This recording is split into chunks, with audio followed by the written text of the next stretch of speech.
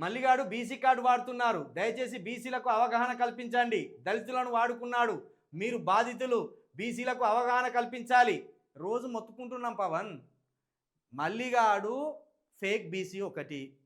మల్లిగాడి వల్ల ఎవల అవకాశాలు కోల్పోతారంటే యాదవుల అవకాశాలు కోల్పోతారు, ముదిరాజుల అవకాశాలు కోల్పోతారు, పద్మశాలిల అవకాశాలు కోల్పోతారు, గౌడ్స్ అవకాశాలు కోల్పోతారు. ఎందుకంటే బీసీలలో ప్రధాన కులాలు గౌడ, ముదిరాజు, యాదవ, పద్మశాలి. ఇవి బీసీలలో పెద్ద కులాలు.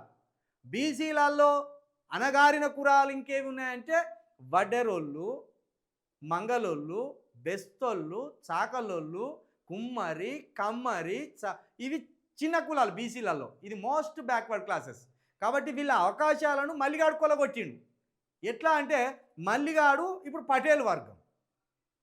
మరి వరంగల్, నల్గొండ, ఖమ్మం ఈ 3 జిల్లాల్లో అత్యధికంగా ఉన్న క్యాస్ట్ ఏంటిది బీసీలలో? ముదిరాజులు. మరి ముదిరాజు బిడ్డను ఎందుకు నిలబెట్టలేదు వీడు ఎమ్మెల్సీగా? ఖచ్చితంగా ముదిరాజుల స్థానాన్ని వాడు కొల్లగొట్టిండు.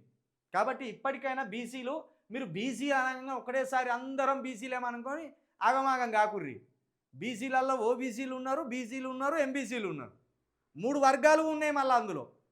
కాబట్టి అందులో ఎవరి అవకాశాలను ఎవడు కొల్లగొడుతున్నాడని మీరు తెలుసుకోవాలి. మీరు తెలుసుకోకపోతే ఆగమైపోతారు. మీరు గొర్రెల గుంపుకంతా తోడేలు నాయకత్వం వహించినట్టు అవుతుంది. కాబట్టి తోడేలు లాంటి మళ్ళీ కానీ మీ గుంపుకు నాయకత్వం వహించొద్దు. మీకు నాయకత్వం వహించాలంటే ఒక ముదిరాజు, ఒక గౌడ బిడ్డనో, ఒక యాదవ బిడ్డనో, లేకపోతే ఒక పద్మశాలిలో ఒక నికార్సైన బీసీలు మీకు నాయకత్వం వహించాలి. పటేల్ వర్గం నుండి వచ్చినోడు ఎట్లా నాయకత్వం వహిస్తాడు? పటేల్ వర్గం నుండి వచ్చినోడు ఏమంటాడు? వాడు సాకలైలమ్మ వారసుడాల యశస్విని రెడ్డి ఆట. రెడ్డి దొరలకు సంబంధించిన యశస్విని రెడ్డి సాకలైలమ్మ వారసుడాలు అంటాను. ఆ అక్కనే వాని కుట్రను మీరు పసిగట్టాలి. వాడు రేపటి రోజున ఎవరి కాళ్ళ దగ్గర తీసుకుపోయి మిమ్మల్ని కుదబెడతారు అనేది మీరు అర్థం చేసుకోవాలి. మల్లిగాడి చిట్ చాట్లో చెప్తున్నాడు, కొత్త ప్రాంతీయ పార్టీ పెడతారు, దయచేసి ప్రతిస్పందించాడు. కొత్త ప్రాంతీయ పార్టీ ఏం లేదు, వానికి ఆల్రెడీ పార్టీ పెట్టుకున్నాడు. వానికి శాతనగాక కాంగ్రెస్ నుండి పోటీ చేసిండు. వాడు జైలుకి వెళ్ళేటప్పుడు తెలంగాణ నిర్మాణ పార్టీ అని ఒకటి పార్టీ పెట్టిన ఆ పార్టీ నుండి పోటీ చేసే ధైర్యం లేక, ఆ పార్టీ నుండి పోటీ చేస్తే నన్ను దేకటోడు ఎవడు ఉండడు, నాకు 4 ఓట్లు పడాయని మనకి తెలిసి ఆ పార్టీని మూడన పడేసిండు.